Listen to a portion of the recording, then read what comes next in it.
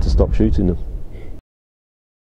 And we came across the bird lying in some bushes.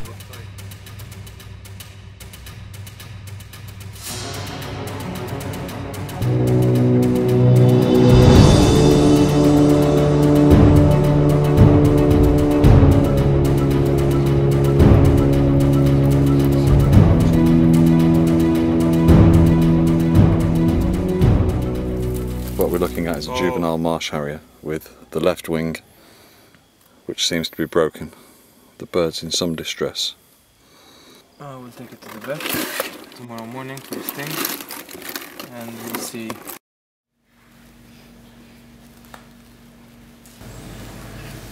So that's where it's broken, and that's where the pellet entered the wing. The joint area is fractured. The bird won't be able to fly with a wing like this. In fact, some birds are so strong and yet they are so fragile. A bird of prey being down with a shot, it's frustrating, really bad. It makes you feel sick, really. Such a magnificent bird, and all of a sudden bang, bang, and just...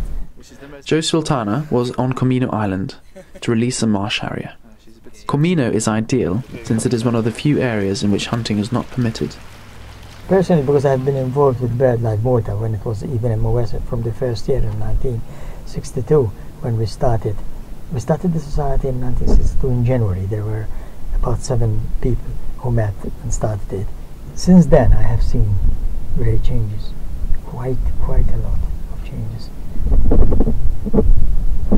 In some ways to the worse, because before, at that time, people had no money, they had no spare time, they had to work.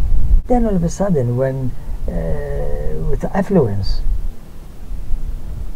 this stayed where it was, but there were better guns and more money and more spare time, and so for some time we have seen it going from bad to worse, and now it's changing again. I think we are changing, things are getting better.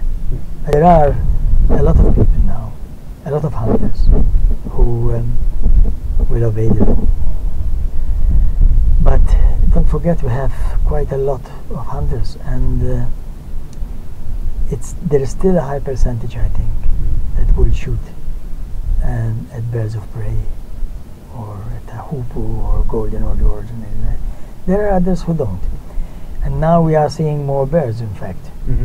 Because before they used to not even be able to cross over the island because everybody was shooting on them. But now there are some hunters who respect the law. But there are still a lot who do not. There are a lot of reasons why they do it. They do it, some they want just to shoot, use them as targets. Others want to have these stuffed bird collections, to have as many different birds as possible and taxidermy is underhand now because it's illegal. I don't think that there is at the moment someone who has a license to stuff birds. We have to stop this illegal hunting one way or another. We have to keep on fighting it. I mean, this takes time. I remember when we started in 1962 the society, you wouldn't dare going out with a pair of binoculars. People would laugh at you. Going out bird watching was something that was non-existent. Well, even protection of the environment. I mean, when I was young, the word environment was not in our vocabulary, let alone its protection.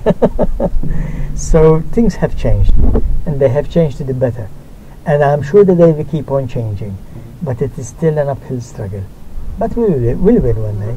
I won't be here, but the people coming after me, they will see it much better. Back on Malta, 2 injured flamingos had been sighted. Their flock had been targeted from the coastline of Malta.